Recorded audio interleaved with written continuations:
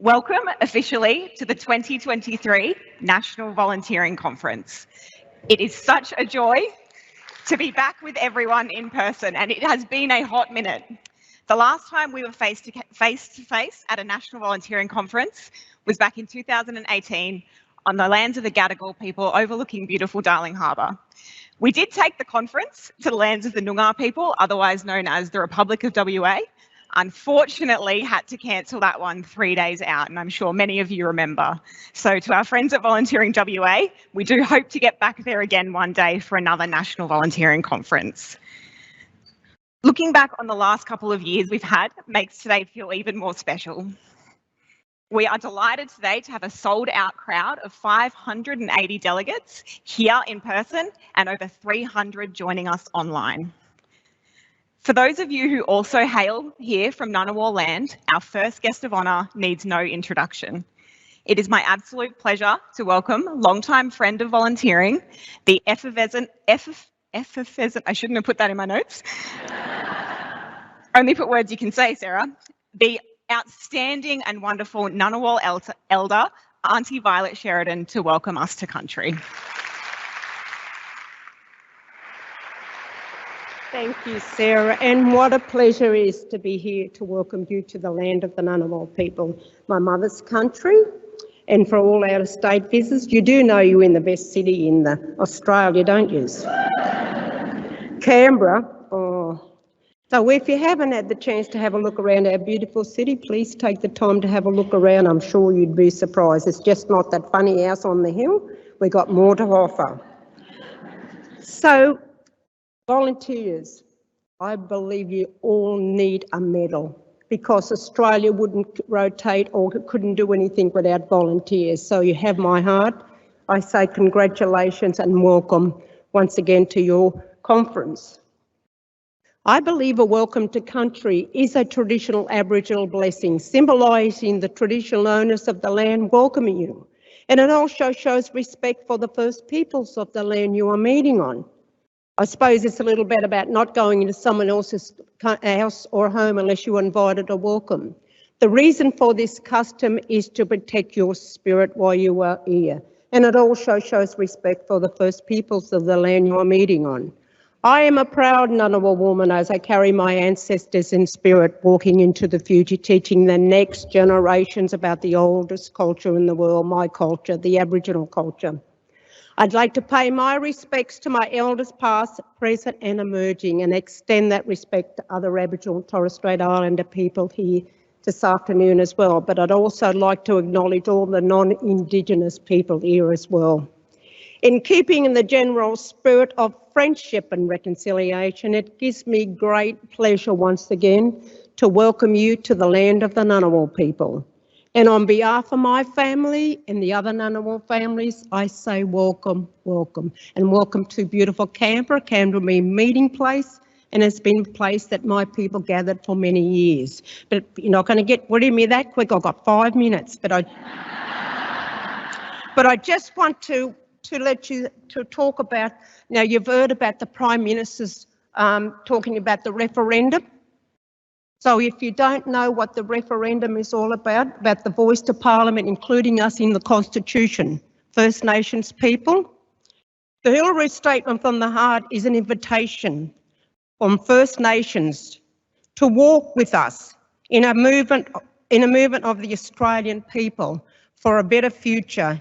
It was issued to the Australian people in May 2017, following almost 2 years of work. The Hillary Statement calls for structural reform, including constitutional change, structural relationships between First Nations and the Australian nation, based on justice, self-determination, where Indigenous cultures and peoples can flourish and we move forward together.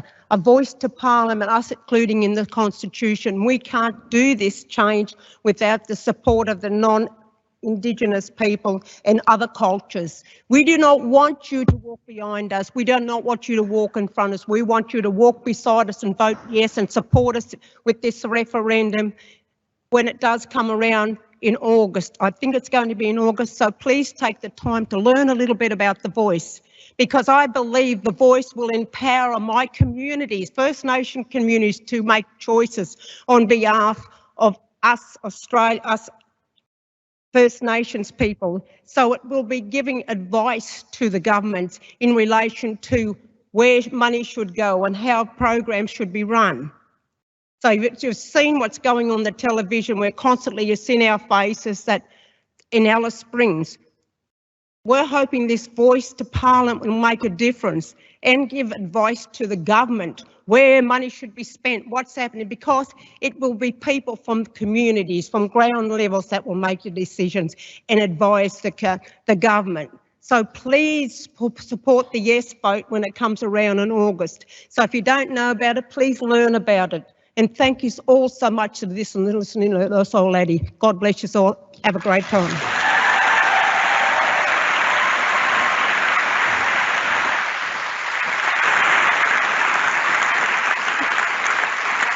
Isn't she absolutely wonderful? The team at Volunteering Australia, most of us have the privilege to both live and work here on Ngunnawal land, and we would like to acknowledge that the sovereignty of these and all lands across this country have never been ceded. So as Auntie Violet said, Canberra means, or Ngunnawal means meeting place, and the last time we met here was actually my first National Volunteering Conference in 2016. And the theme for that conference, if anyone remembers, was Build the Future. So it seems very fitting to be here today with the theme, The Future is Now. We achieved the future apparently in a very short period of time. Although I think we can agree we lived about 10 lifetimes in the past couple of years. Starting this morning and over the next few days, you will hear from 108 different speakers about their ideas and about opportunities for the future of volunteering. We encourage you to challenge yourself to think differently and consider how you can be a part of creating a brighter future for volunteering in Australia. Before we get underway, a couple of housekeeping things, and I forgot something very important. My name is Sarah Wilson and I'm the National Strategy Director at Volunteering Australia, and it is my absolute pleasure to be your conference MC for the next 2 days. You are in one of Australia's finest concert halls for the next 2 days.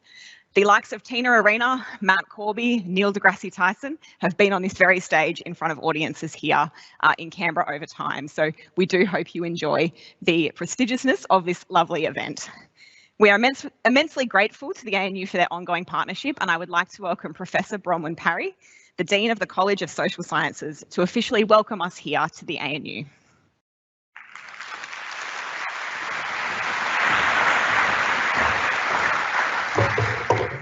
Thanks very much. Thank you, Auntie Violet Sheridan, first of all, for her very moving and heartfelt welcome to country. I would also like to acknowledge and celebrate the first Australians on whose traditional lands we meet, and pay my respects to the elders past and present, and other First Nations staff and guests who are present today. And I'd also like to acknowledge Mr. Mark Pearce, who's the CEO of Volunteering Australia, who's also with us at conference today. So welcome everyone to the ANU for the National Volunteering Conference. For reasons you'll come to understand in a minute, I'm a huge fan of volunteering, so it's been a real pleasure for me to be asked to open this conference. It's a wonderful opportunity to celebrate the engagement of researchers right across the ANU with volunteering practitioners and policymakers, and the ongoing partnership between Volunteering Australia and the ANU Centre for Social Research and Methods that is based in my own College of Arts and Social Sciences. Volunteering has an incredibly positive and powerful impact, both for volunteers themselves and for the communities that they volunteer in. Volunteering brings people and social networks together and gives not just support to those in need, but I think also a sense of meaning, connection, and opportunity to upskill to those who volunteer.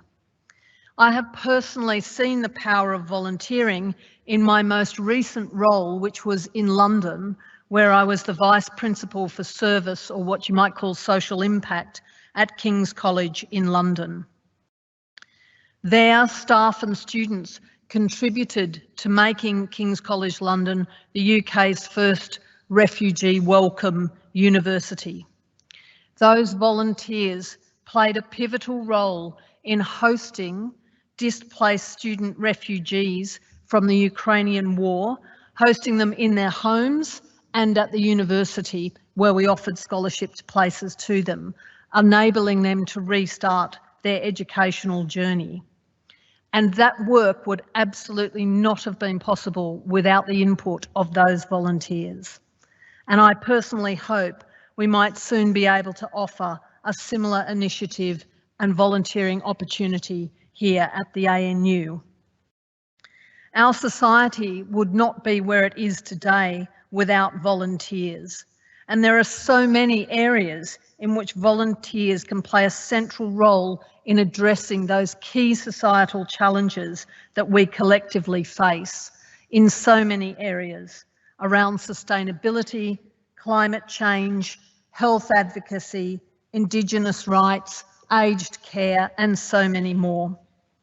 Today's conference is an invaluable opportunity to acknowledge the significant role that volunteers play and to consider, more importantly, how this role might be shaped and supported into the future, especially as we find ourselves post-pandemic in a changed world, but full, I think, of exciting new opportunities.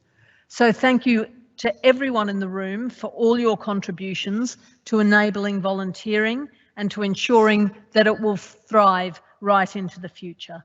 I wish everyone a very fun and fulfilling conference. Thank you.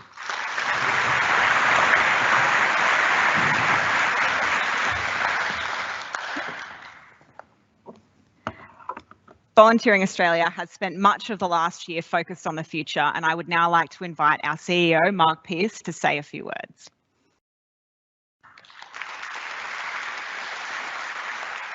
Thanks, Leigh. Good afternoon, everyone. I rudely interrupted lunch earlier on. It was really inspiring to see so many faces, new, familiar, and otherwise in attendance. I want to echo the thanks already passed on by those who've spoken before me. Auntie Violet's welcome to gorgeous Ngunnawal country, and Professor Parry's welcome to the gorgeous ANU campus. Welcome, everyone. Welcome. It's a joy to have you here. I think we've got a great program for you. I think we're going to be covering some really fascinating topics, things which are of fundamental importance to communities throughout this country, fundamental importance to you, the people who support communities throughout this country. And I'm really interested to see how those conversations develop, both today and tomorrow, and leading forward. And part of that is why we're here today. So much has changed since the last National Volunteering Conference. As Sarah had said previously, I wasn't in attendance for it, but I certainly hear a lot of stories about what was covered and the enthusiasm and the engagement that took place. As I said, it's really inspiring to be in a room with a group of people who are passionately committed to community, passionately committed to ensuring that tomorrow is better and more inclusive and more diverse and easier and more fun for everyone. I want to recognise you all, as I said, as drivers of fundamental change in this country, building communities, maintaining communities, developing relationships. Innovation is a fundamental part of volunteering, and I see it in the feedback, I hear it in the conversations, and we'll certainly experience it over the course of the next couple of days. I want to also acknowledge, and there are so many people to acknowledge, and so I won't acknowledge everyone. You can relax around that. But I will say thank you to departmental staff in particular who have been fundamentally involved in a lot of the structures of maintaining volunteering throughout this country. Thank you for being in attendance. Thank you to all of the volunteer involving organisations and volunteers who are here also. I want to pay a particular thanks also to my colleagues, the foundation members of Volunteering Australia, the state and territory peak bodies who are here in force and they will be familiar to you, and I encourage you to continue the conversations that you have with them. I think I won't dwell on the past couple of years too much, other than to say that volunteers have been obviously a fundamental part of dealing with oftentimes concurrent crises in effective, efficient ways. Volunteering can surely, I think we can agree, there's no way that volunteering can or should be taken for granted. The national strategy that we'll be talking about today will provide a pathway to ensure that that doesn't take place. I hope you get the chance to relax and recuperate from, I suppose it's been a difficult year past. It was a busy Christmas, and this is about just listening to things which are of fundamental importance, contributing to the conversation, and being part of this family that is volunteering. I want to recognise some partners. These sorts of events in places like this are only realisable through the partnership and sponsorship. We've put up on the screen some of our partners and sponsors. I want to point out specifically to the Australian Government Department of Social Services, our partnership with the ANU, the reason we're here today. I also want to note our corporate partner, Aon, long-term corporate partner. Aon are experts in not-for-profit insurance and volunteering insurance. They are here today and they will be tomorrow, and they are in the exhibitors hall. Go to the exhibitors hall, talk to the people there. I also want to acknowledge Streets as a corporate partner.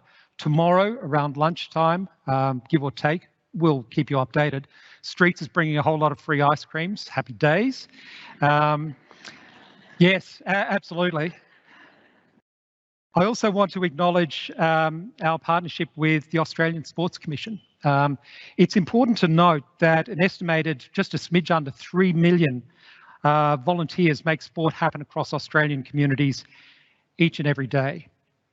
Volunteering Australia is proud to be working alongside the ASC and with the Sport Volunteer Coalition to ensure people from all walks of life can see and realise opportunities to participate in sport volunteering in ways that suit them. Our plenary sponsor for this conference is the Department of Health and Aged Care, and we are truly grateful to the department for the work that they do in community each and every day.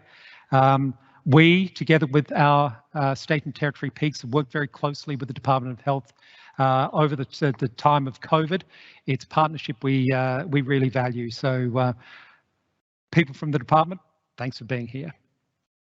I also want to recognise the sponsors at the conference. And we should have those up on the screen. As you can see, again, Department of Health is one of those.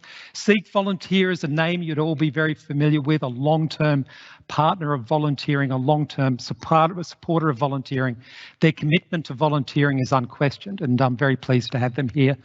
Beyond Bank, as our banking sponsor, banking's important to all of us, whether we get paid for the volunteer role or not. Banking's important to organisations, and we're very pleased to have Beyond Bank here with us as well. And of course, Pro Bono is a long-term supporter of volunteering and communities in general, so I thank them all. Last but not least, I want to thank the conference volunteers who are working alongside my extraordinary team at Volunteering Australia to bring this conference to all of you today, through today and into tomorrow. It's been a big undertaking, and we have really benefited from having phenomenal volunteers to work along a phenomenal team. So I thank our volunteers and our staff. I'm keen, as I'm sure you are, to get me off the stage and actually get into what this conference is all about and to start to talk about the National Strategy for Volunteering. This is something we've been working on with all of you for the past 18 months. So with that in mind, I might at this point say that we are delighted to be launching the National Strategy for Volunteering, the first in 10 years, and one which is truly unique on a global stage. We don't see and we haven't been able to find evidence of a national strategy anywhere in the world which looks like this one, done in the way that this one has been constructed. The unique part of it is the contribution that you've all made. So, with that in mind, let me invite back to the stage National Strategy Director Sarah Wilson to take us through your vision for volunteering in Australia. Thanks very much, everyone.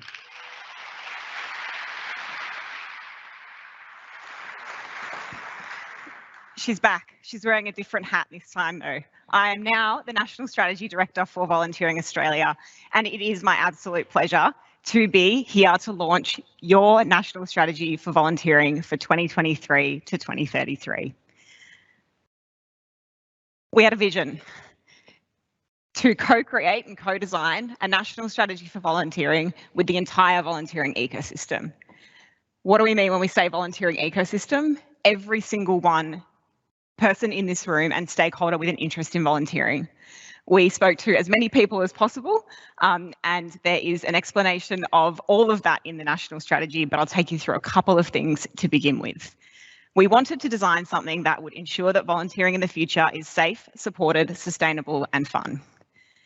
The project methodology took quite a unique approach, as Mark said. We partnered with global experts in participatory design, ThinkPlace, and used their methodology on the 4 voices of design. We had 4 working groups, a National Strategy for Volunteering Council, and alongside that, all of the research and consultations that we did that formed the evidence base for this project. It is something that has been a labour of love for 12 months, and many of you were on that journey with us over time. We did the project in 4 phases. We started with a discovery phase, and this was the first time that I met so many of you. And I must say, this kind of feels like a family reunion, because as I look out now, I see so many faces that I either met in person or saw across the screen. So it's absolutely delightful to share this moment with you this afternoon. In that discovery phase, the idea was that we talked to as many people as possible about the current state of volunteering, but we also wanted to hear their ideas for the future. We wanted to understand people's challenges, but also the opportunities that are out there, the innovative things that are taking place in community every single day. We took all of that information, and midway through last year, we produced a Discovery Insights report, and that summarised all of those consultations. We talked to over 400 stakeholders in that early stage, and we came up with 12 insights that described the state of volunteering in Australia today. That is still on the website if anyone's interested in reading it and hasn't already, but it set us up for what came next in our process, which was our visioning phase. This was everywhere that we came and did face-to-face workshops across the country and spoke to you about your visions for volunteering. Many of you who came to those will remember me and my giant poster, the fact it would never stay stuck up to the wall, and we sat together and we individually and then collectively came up with our vision for the future of volunteering in Australia. We did 16 workshops in 14 locations, and we got to talk firsthand to over 300 different people who participated in those stakeholder consultations and told us their thoughts, shared their fears about volunteering, and also came together for the first time as an ecosystem to discuss what we can do collectively to ensure volunteering thrives into the future. Alongside all of this happening, we commissioned the Volunteering in Australia research. It was a project that involved a population sample that included volunteers and an organisation survey that many of you probably filled out. And that Volunteering in Australia research is a contemporary evidence base for the current state of volunteering, but also a summary of emerging trends and things that might happen into the future of volunteering. Without being too doom and gloom, one of the things that our research did find is that, as many of you would know, volunteering has not shown significant signs of recovery since COVID, and projections do not predict that the numbers will increase to pre-COVID levels anytime soon, which makes this project all the more important. Because without a national strategy for volunteering and something to guide us, we don't have a hope of boosting those numbers back up and making sure that volunteering is something that we still have as part of the social fabric of our communities. After the visioning phase, we moved into our build phase. And this was a really intensive process where a core design team made up of 24 experts from across the volunteering ecosystem came together. We did 8 workshops in 4 weeks, and we iteratively took all the feedback from the discovery phase and the visioning phase, and we designed a draft national strategy. And twice a week, we had those core stakeholders over Zoom calls, actually going through all of the material that everyone provided and produced as a part of the project in the lead up to that point. It was no mean feat, let me tell you. And if you could see the online whiteboards of where we were pulling all the visions together and things like that, you would be astounded with just the pure volume of information and great ideas that we received. At the end of that process, we had a draft, and hopefully many of you have seen it before, but if you haven't, it is also still available online for anyone who's interested. We then went back and talked to more people. So in our testing and refining phase, we took that draft and we went and tried to fill gaps with stakeholders and areas where we hadn't been before and to connect with voices that we hadn't heard from.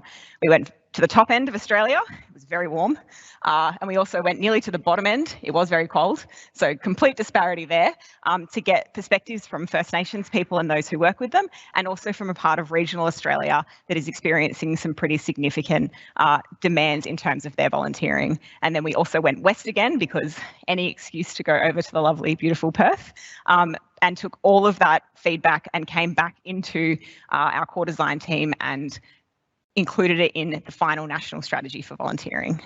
We also received over 100 survey responses on the draft strategy and received significant numbers of open submissions and other contacts from stakeholders who were interested in sharing their thoughts on what we had identified. It's the moment you have all been waiting for. The National Strategy for Volunteering 2023 to 2033 is being launched right here today at the 2023 National Volunteering Conference. After this, yeah, well, actually, yes. I've rushed through the process a bit because this is the stuff you all want to see, but it was an absolutely incredible effort from everyone who contributed to the project. And we spoke to thousands of stakeholders, but many people on more than one occasion. And we're still in the throes of figuring out how much in-kind support that we received, but hundreds upon hundreds of hours of in-kind support were volunteered essentially to the project from our working groups, our core design team, everyone who participated, even through their day job that meant they had to change their life around to be at our consultations, and also through the authors of our volunteering research papers, which I hope many of you have had the chance to read. Your vision for volunteering in 2033 is that volunteering is the heart of Australian communities. And underpinning that vision is 5 statements about what we hope will change over the next 10 years. We want more people volunteering more often. We want volunteers to feel respected and know that their contribution makes a difference. We want volunteering to be properly valued, designed well, and supported sufficiently, adequately, and always considered first up, not as an afterthought. We want diversity in volunteering to be recognised, but also celebrated and supported every single day in community. And we want to realise our individual and collective potential so that volunteering in Australia can thrive. The vision, getting to one vision was exceptionally difficult, which is why we have an overarching statement, and then underneath that we have these 5 dot points. When we took all of the visions that were designed during that visioning phase and pulled them together, these were the themes of what stuck out as the most significant things people thought volunteering needed to do going into the future. And it's really easy to look at them and think that these already exist, and in some pockets they do, but we have a lot of work to do against these parts of the vision to make sure that in 10 years' time we can unequivocally say that volunteering is at the heart of all Australian communities. Alongside the vision, there are 3 focus areas with underpinning aims. The first one is about the individual volunteer experience and that individual potential. And this is all about making sure that volunteering is easy to participate in, inclusive, accessible, and safe, and that we're not accidentally, or sometimes not accidentally, taking advantage of volunteers. The second pillar is all about the community and social impact of volunteering. And this is about comprehensively valuing volunteering to make sure that we understand just how integral it is to the functioning of not just our communities, but also inherent in us as human beings. And the third one is around the conditions that we need in place for volunteering to thrive. And this is really important because without supporting infrastructure for volunteering, it's not possible. A lot of people think that volunteering just happens. We are a victim of our own success in so many circumstances. But we in this room here, and I know I'm preaching to the choir, all know that volunteering is something that takes considerable time, effort, and energy, and the rewards far outweigh any effort that we put in, but it doesn't just happen, and it doesn't happen for free. And putting conditions in place for volunteering to thrive over the next 10 years will make sure that volunteering continues to be something that every Australian and every person in this country can participate in and benefit from. Under our 3 focus areas and aims, we have 11 strategic objectives. And in the draft, these were phrased as systemic shifts, but they have now become the 11 goals of the National Strategy for Volunteering. Underneath each of these strategic objectives is an explanation, a case for change, what the research evidence says about the current state against each of those things, and more information about what we need to do to achieve these 11 goals by the end of 2033. These might not resonate with everyone, but they were the 11 most important things that stakeholders told us throughout the co-design process, and they form the structure and the framework for the national strategy itself. But what does success look like? If we implement the national strategy well, and we realise all of these objectives and our vision and our aim, in 10 years' time, we should see 3 things. Firstly, that the volunteer experience has been improved. Sometimes we forget that there's a human at the centre of volunteering, and that experience is so integral to making sure that our volunteers feel valued, but also so that they can make the best use of their involvement and feel like their contribution actually matters. And this is a critical part of what volunteering should be for everyone who's involved. The second thing is that we're comprehensively valuing volunteering properly and underpinning it with sufficient resources and support internally and externally. And thirdly, as a natural byproduct of all of this, we should see an increase in the number of volunteers. But we also need to make sure that we're having conversations about quality and quantity in terms of the volunteering experience and how many volunteers we have in Australia. That is broadly the National Volunteering Strategy Framework in a nutshell. The document itself is nearly 90 pages. We have written a summary for those who heard that and thought, oh gosh, I don't think I can read 90 pages. But all of the information from the last year of co-design is in there, and you can see how we got from this time last year to today having a national strategy for volunteering. Over the course of the year that I was out having conversations with different people and connecting with them online, one of my favourite things to do, and I encourage everyone to do this when you're back in your organisations or with your family, is I ask people why they volunteer. If you're ever having a bad day, just ask someone you know who volunteers why they do it. And these were 3 of the volunteers that I met along the way. And I had 2 rules: don't swear and don't cry. I can't read them because I'll cry.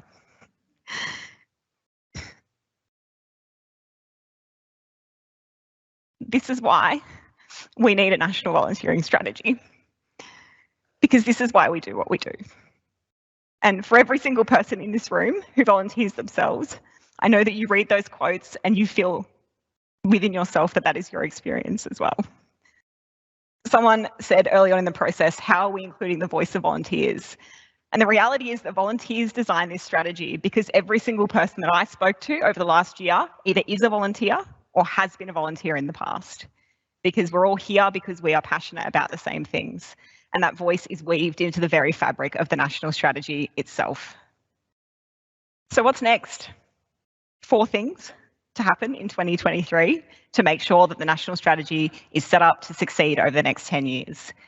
That is creating a governance blueprint, a monitoring and evaluation framework, the first 3-year action plan, and a model for shared accountability, so we can make sure that every actor in the volunteering ecosystem is involved in the implementation, benefits from it, and that we continue to hear from the voices of those who are most important and who need to be a part of this process as we move forward.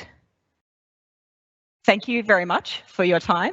The national strategy will be available on the National Volunteering website, National Strategy for Volunteering website, immediately after this session.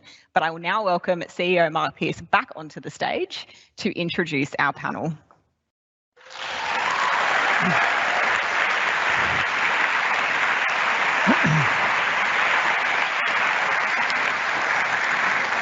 Thanks very much, Sarah. Thank you. It's good to hear that you're enthusiastic about the work that you put in your vision for volunteering in Australia. This is an opportunity, I suppose, for you to meet some of the people on the council who oversaw the development of the national strategy. So if I might, and these people are all waiting to the side, please come and grab a seat, and I'll introduce each one as they take their seats. To my immediate left, Grainne O'Loughlin is the CEO of Karitani, and Grainne chaired our National Strategy Council. Grainne joined Karitani as CEO in 2014 and has over 30 years experience in public health, community services in the UK and in Australia. Professor Melanie Oppenheimer, one over, is the person who chaired our research working group. She sat on our council and was part of the National Strategy's core design team and co-authored one of the volunteering research papers. Melanie is an Australian historian and researcher, and we were very pleased to have Melanie as part of the process. Leigh Simmonds, where are you, Leigh? Right here. People are out of order for what I've got in my notes. Leigh is Senior Manager of Patient Advocacy and Corporate Social Responsibility and the Reconciliation Action Plan lead at Pfizer Australia. Leigh chaired our Corporate Volunteering Working Group, and this is such an important part of the volunteering ecosystem as we move forward, and has a clinical background in palliative care. Leigh also has a Master's in Public Health from the University of Western Sydney. Dr. Jessie Harman, Director of Rotary International, chaired our Volunteer Management Working Group. Jessie has a PhD in Social Entrepreneurship, an MBA, and has held senior roles at Rotary International for over 2 decades. And finally, you've already met Sarah. Sarah Wilson, our National Strategy Director, holds degrees in arts, in law, and in psychology, is just taking on a master's, moving into a PhD. Well done, Sarah.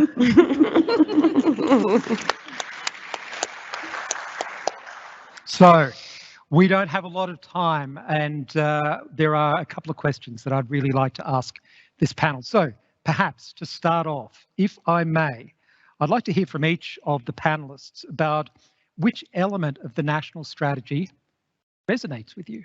Grainne, can I start with you? Of course you can, thanks. It's lovely to be here, and I think you've heard from Sarah, from Mark and from Professor Parry.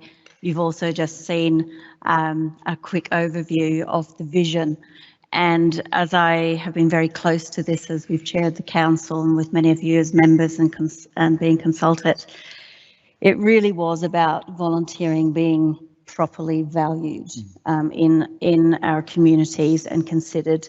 I suppose it was about the opportunity to influence policy, reform, and to bring all of the sectors together, so government, non-government, corporates, volunteers, and I think it's been a journey that I haven't ever seen before in my 30-year career, to bring this ecosystem together to create that shared vision, and I think that's extraordinarily powerful and such a wonderful foundation.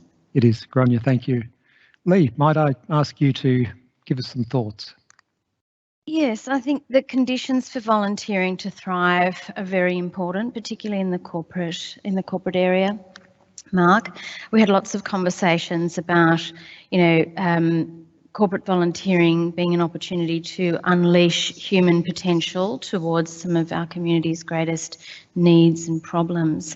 But in order to be able to do that, there need to be a set of conditions, communication, and I guess a flourishing ecosystem that is properly financed and supported for that to happen well. We know that we can actually transform people's neurobiology and chemistry by amazing volunteering experiences. If you haven't seen that research, please look it up. But it can be transformative, not just for the individuals who are volunteering, but of course for the communities they're volunteering into. And this is the area that I'm particularly interested in terms of the accountability and the, the implementation. How we're going to support volunteering, involving organisations to interact with corporates to achieve mutual objectives. Thanks, Leigh. Melanie, might I task you with a response? Thank you, Mark. I chaired the research working group, so I've always approached this task with the hat of the researcher on, and there's not a page, I think, of this new national strategy where research, evidence-based material has been used to inform the strategy. And for me as a researcher, and for all the other researchers in this room and outside in the world, I think that is a benchmark that is incredibly important, both now and moving forward. Thank you. Jessie. I think there were two elements of the strategy that resonated with me. Firstly is the very explicit and clear recognition of volunteering as an expression of personal identity. We often think about volunteering in terms of service delivery, but this strategy clearly identifies that volunteering delivers many benefits for volunteers themselves. And because that is so important, it relates to the second element, and that is the role of the volunteer manager. The person that supports those volunteers, supports the organisation, and fundamentally makes sure that the volunteering experience is meaningful for everybody involved. Thank you. Sarah, I'm going to ask you. You have a unique view into this process, and I'm particularly interested to hear your response. Yeah, I've been working in this space for about a decade, but there wasn't a single conversation that I had for the last year where I didn't learn something new or see something from a new perspective. And the thing that stands out to me the most, and we pull this out in the national strategy, is around realising that individual and collective potential. Because what I realised over the co-design process when I talked to everyone and heard all of these diverse viewpoints is that the knowledge is out there. We're all fantastic at this, and what's been missing is something to bring it all together. But this isn't about innovation and change as much as it is about how we figure out how we work together to create a volunteering ecosystem where we can achieve all of this individually and collectively to be able to say in 10 years' time that volunteering is at the heart of Australian communities. So it was, I think, the most striking part of this project really was just hearing how talented, passionate and enthusiastic everyone out there is about this, and finally now having something that we've designed together, we've co-created, that sets a course for volunteering over the next 10 years. Thank you. Thank you. I think we can agree with that. It's great to have a co-designed national strategy that speaks to our voices and something that we can all collectively and individually take forward. In the national strategy, we've identified some key indicators of success. What does success look like? This is an interesting question. What does success look like? What are your hopes and aspirations for how the national strategy can lead to real change over the next 10 years? And Leigh, I might ask you to respond to this one. Sure. So working with the corporate volunteering or employee volunteering working group, there were a lot of themes that came out in our conversations and a lot of visioning around success, where it should be expected and should be normal for corporations to make a contribution to the volunteering involving organisation to ensure that that experience and that involvement is not only valued but is an excellent experience for everyone and delivers on impact. In the corporate world, where I sit at Pfizer, there's not one time where we ask any organisation that we're engaging with to give us things for free. And so it astonishes me still to this day that there's some kind of expectation that volunteering should be for free. We recognise, obviously, we bring our skills and people and time, and there's a cost benefit to the organisation who is giving their employees time to that. But I see the vision of success in 10 years' time where I'm not having conversations about whether this volunteering opportunity is for free or not. Thanks. Thank you. So we have a national strategy for volunteering, which charts a course from today through to 2033. What do you think will be the most important parts of taking this forward and implementing this strategy? Melanie, you probably know more about the history of volunteering than anyone. What are your reflections? Well, I think the hard work now begins, Sarah. I mean, the last 12 months, for those of us, I mean, everyone in this room, I'm sure, has had some input, and some of us more than others, but really, it starts now. And it's going to be a challenge, because we've just come out of really 3 to 4 years of the COVID pandemic, and I've already been in sessions this morning where we are seeing the problems associated with that pandemic. We're not quite sure what's going to happen, but in the volunteering space, it's absolutely critical that we get that infrastructure and investment and support from governments, from philanthropists, from foundations, from everyone.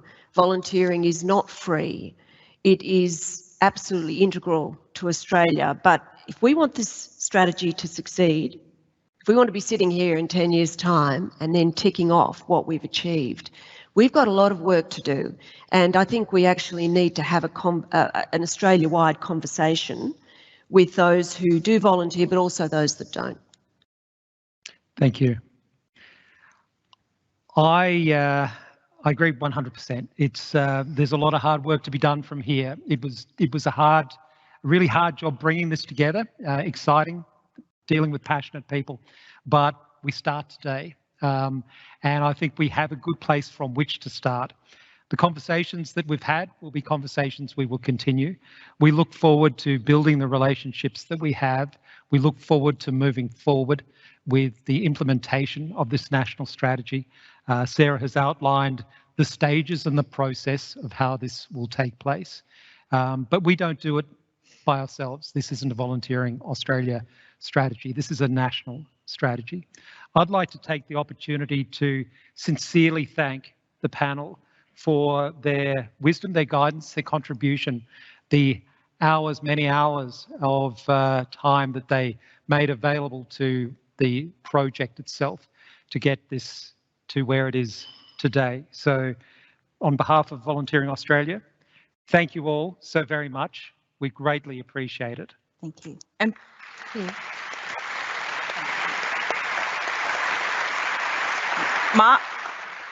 Mark's cut us a few minutes short, so I'm going to take advantage of that time and go off script. And I'd actually really love to hear from Jessie in her role in Rotary about your reflections from your recent international volunteering conference, which was also here on Ngunnawal land, and what reflections there are from that and the process that we went through over the last year.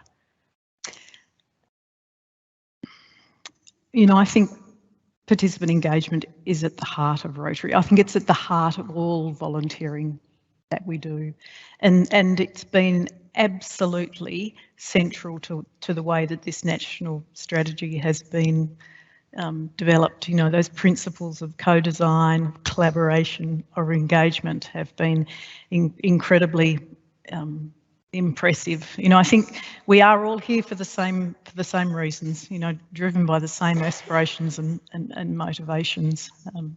And we are all just so thankful this pandemic is over. Yes. And any other final reflections from anyone? I would just like to say that it's really important that we resource the next phase of work.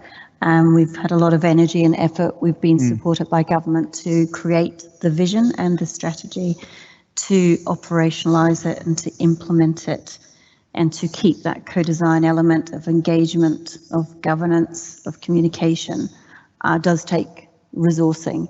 And, you know, I think that's the next biggest hurdle we have, is how we deliver on that 10-year vision. And it is for the greater good. It's all of those elements, but it really is about social cohesion, reducing isolation, improving our communities. And I think that's the heart of everything that we're trying to achieve. Absolutely. Thanks. Thank you all. Sarah, I shall hand back to you.